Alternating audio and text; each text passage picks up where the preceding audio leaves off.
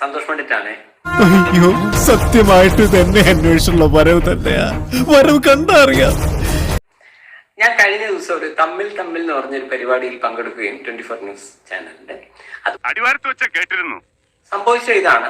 ആയിക്കോട്ടെ, ഇന്ന് നമുക്ക് ഇവിടെ തന്നെ കൂടാ, എല്ലാം അറിഞ്ഞിട്ട് തന്നെ കാര്യം.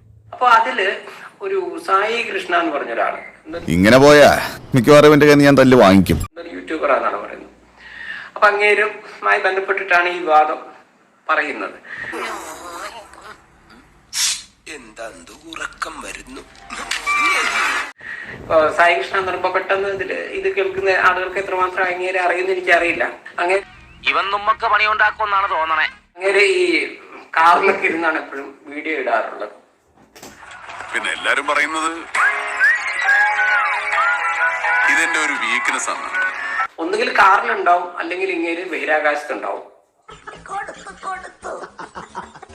ഒന്നുകിൽ കാറിലുണ്ടാവും, അല്ലെങ്കിൽ ഇങ്ങേര് ബഹിരാകാശത്തുണ്ടാവും. ആക്കിയതാണല്ലേ, ആക്കിയ പോലെയാണ്. കാരണം കാറിലിരുന്ന് ഓരോ വീഡിയോ ഇടുന്നു, അതിന്മേൽ അത് ഒരുപാട് വിവാദങ്ങളോ വിമർശനങ്ങളോ ഉണ്ടാക്കുന്നു. ഇയാളെ എല്ലാരും കൂടെ എയറിലാക്കുന്നു. ഇയാൾ വീണ്ടും അണ്ണാവെ പറ്റി പറഞ്ഞ അണ്ണനെ ആരണ്ണൻ അണ്ണാ കിട്ടിയാൻ കുത്തും. ഈ സായി കൃഷ്ണ എന്ന് പറഞ്ഞ ഇങ്ങേര് പറഞ്ഞു, നമ്മുടെ സിനിമയെ കുറിച്ച് കുറച്ച് മോശമായിട്ടുള്ള ചില കമന്റ്സ് ഇയാൾ പറയുന്നുണ്ടായി.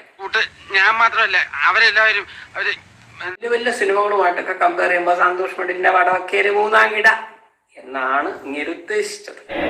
അതെ, രാജകുമാരൻ പറഞ്ഞതാ അതിന്റെ ശരി. ശരി. അപ്പൊ നമ്മളിത് മറുപടി പറയണം. അപ്പൊ ഞാൻ പറഞ്ഞു, ഞാൻ സത്യം പറയാം ഇയാളെ ആദ്യമായിട്ടാണ് കാണുന്നത്. ഇത്രക്ക് പോപ്പുലറായ എന്നെ കണ്ടിട്ട് മനസ്സിലായില്ലടാ ജാടത്തേണ്ടി. അപ്പൊ ഞാൻ പറഞ്ഞു, ഒരു മൂന്നാം കിട ചാനൽ കൊണ്ട് നടക്കുന്ന നിങ്ങൾ വളരെ അധികാരിയായിട്ടും സംസാരിക്കേണ്ട എന്നുള്ള രീതിയിൽ ഇങ്ങേരോട് പറഞ്ഞു. അത് ഞാൻ തൽക്കാലം ഇത്രയും മതി. വരട്ടെ. Come on, baby. Come to me.